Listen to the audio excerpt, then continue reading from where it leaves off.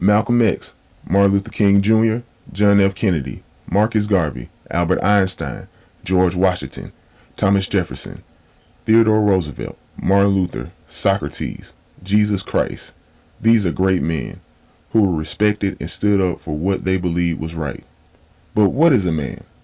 In the past, this would be a simple question to answer. Benjamin Franklin said, "There never was yet a truly great man that was not at the same time truly virtuous."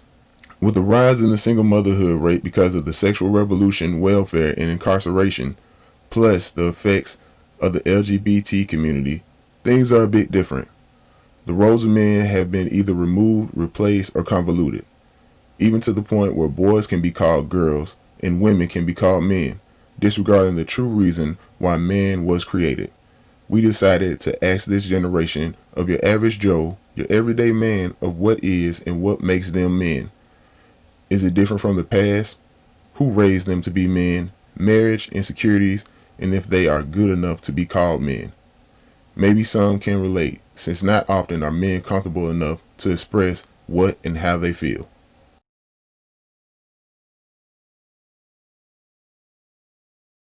What is a man? What is a man? What is a man? That's a vague question. What's a man? A dude with a penis between his legs. But digging a little bit deeper, what is a man?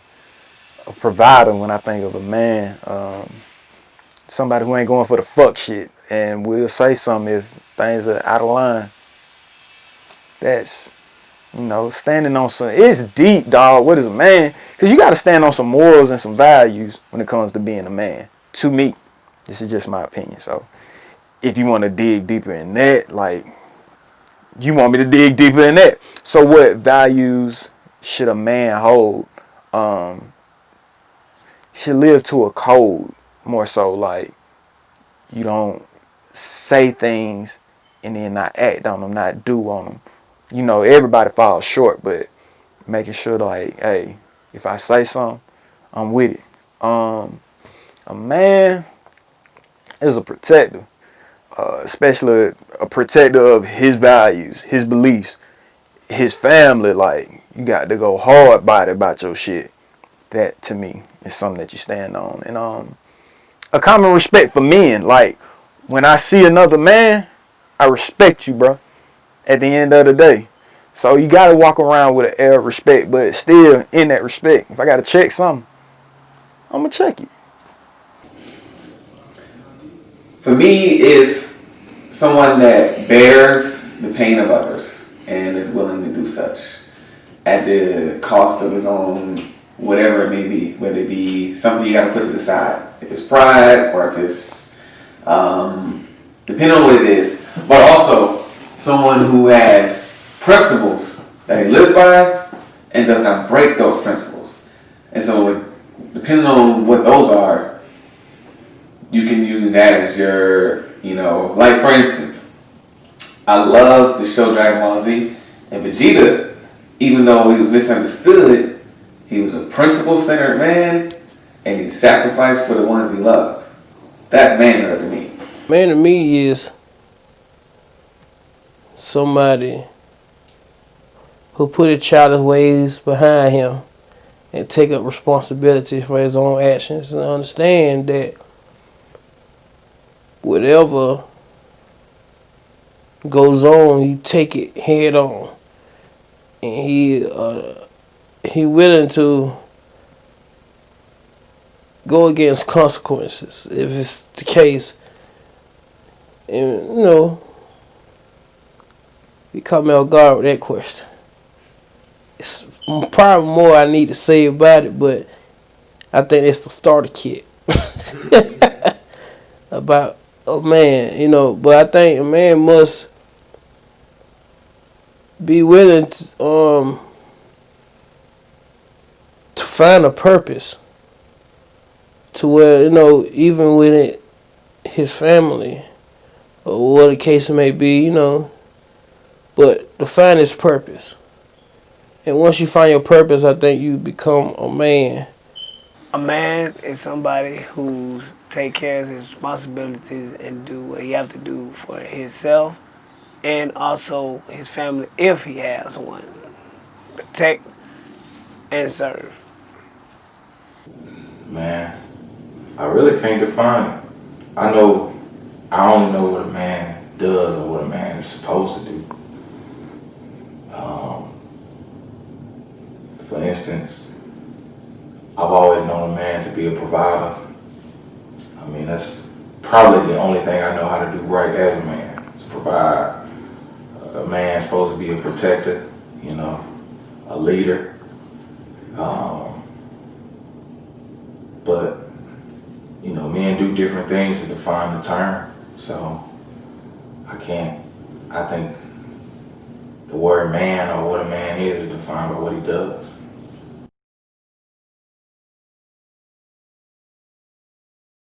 My daddy, like he's them old school cats, them old school men, but you know, growing up I couldn't stand his ass. But as I am becoming a real ass man, I'm seeing the way that he moved and some of the shit he wouldn't accept from me. Like, damn, that makes sense. A lot of sense. Even the way he used to treat other niggas. I see now, like, damn, nah, he wasn't mean. He was just a goddamn man. Fast. Big fast. Bro, these questions is deep. It'd have to be, I have to say my father. See, a lot of people call him like my stepdad, but he's my father. I knew him for a lot of my life. I don't even remember what my real father looked like. Even when I look at myself in the mirror, I don't know if I look like him or my mom. So, but I know that, you know, my father, Golden Payne, he, when my mom passed back in '98, you know, I know he was in a position where he had a choice to make. You know, he had me and my younger brother. My younger brother was just, you know, really his son. I mean, he could have said, you know what, I'm gonna move y'all in back to Chicago, you know, with your grandmother. But he didn't do that. He took care of us. He taught us how to survive. And I mean, to be honest, without him, man, I don't know where I would be. I would have to say my baseball coach. My baseball coach, because my dad, he was there, but it's kind of blurry, like, so it was definitely my baseball coach. He talked to us a lot, tried to keep us on the right path, and a lot of us young men, we looked up to him. Well, young kids at that time, we looked up to him. He was very positive in what he did for us. And probably like my granddaddy see. And also my other granddaddy, my granddaddy kid, because me growing up, seeing them, and like actually being there, you hear this fairy tale like your grandmama, your granddaddy, what I'm saying, they like together. Like even though my dad and mama passed before I really got to know her, but my granddaddy C always was there. What I'm saying, he kept the family strong, but with that being said, it's like me just growing up to not fully understand my dad and the sacrifices and the stuff that he did. 'Cause especially like when they talk about his old life, you know what I mean? And looking at him today is like, you know what I'm saying, go back to what I say, somebody who gonna pick up responsibilities and deal with them regardless of the consequences. And I feel like that's very important because once you put yourself aside and you basically take care of your responsibilities. And I seen that growing up with my dad, And with me knowing that now, I can say the greatest influence did come from my dad now. Cause I have understanding. My brother, because he's someone that stayed true to himself regardless. He's like someone that's very genuine and will tell you the 100% truth no matter what. And not one of them people where if he's not good at something, he's going to be like, oh, I'll beat his ass at that. Just because he doesn't want to look stupid. He'll be like, no, I suck at this. And he's not afraid to say that shit. And then my cousin, because when it comes to sacrifice, as I mentioned earlier about manhood, he's someone that will do anything and everything when it comes to those that he loves and for his family. And so I've always looked up to both of those individuals. They're only my big brother is 36. He just turned 36, so he's 6 years older than me, and then my cousin is 3 years older than me. So it's not that huge of an age difference. So that's what I would say.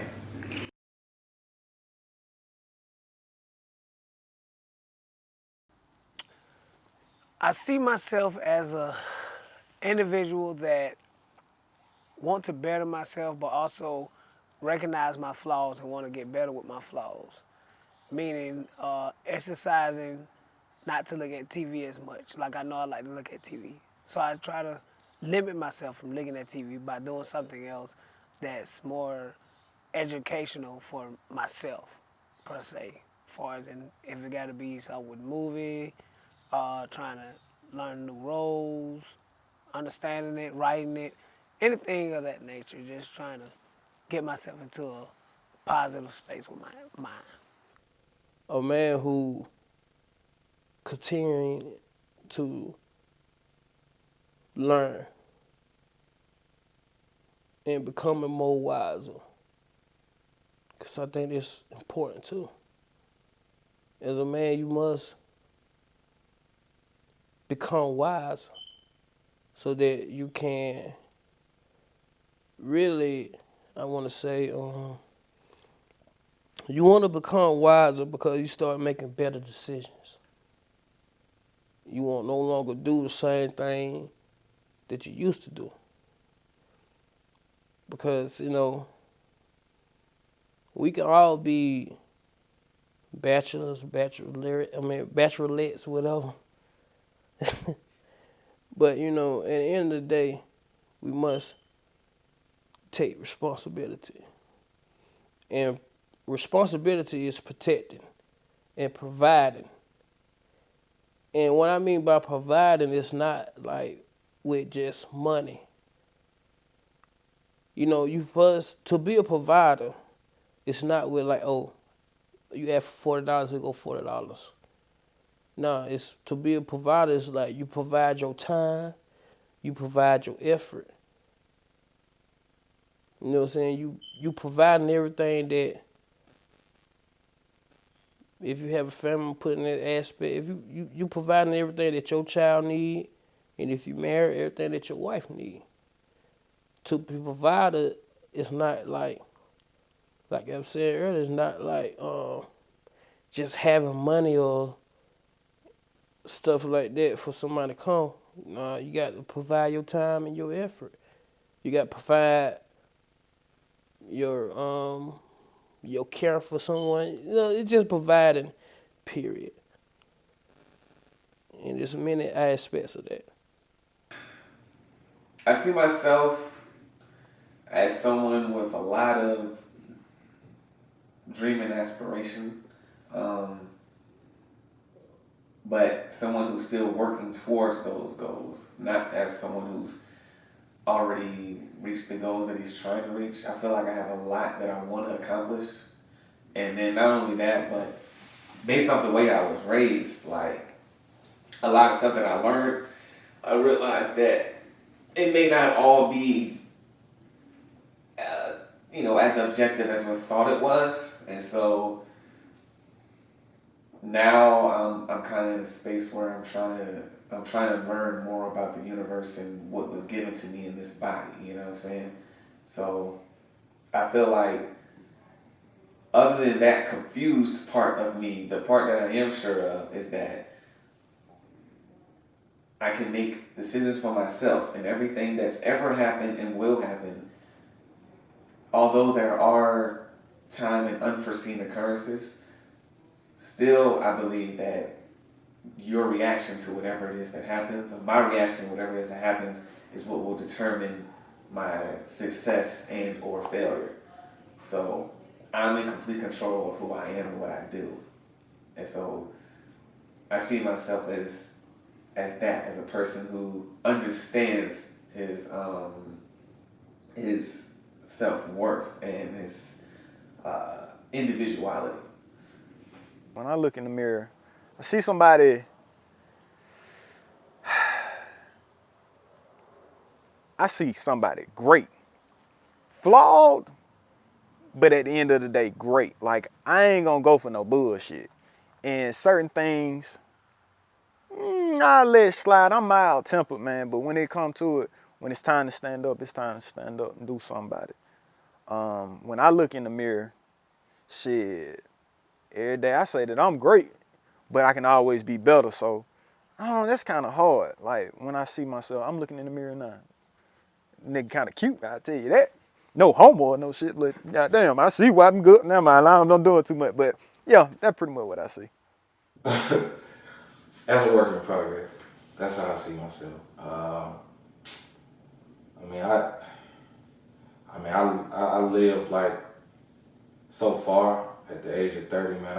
I've experienced a whole lot, and a lot of stuff. I know for a fact that I made like bad choices.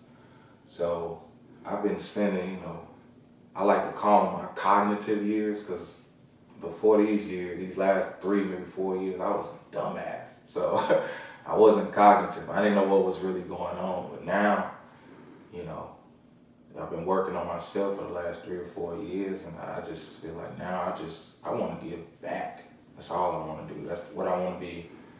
I want my legacy to be that I changed and I made things better, not just myself, but those in the future. So that's how I see myself.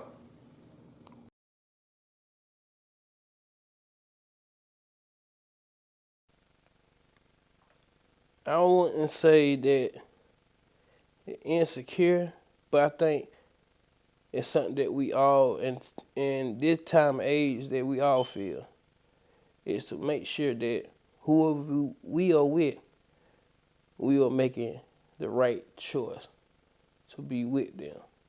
And we ain't wasting our time or wasting our effort with this person.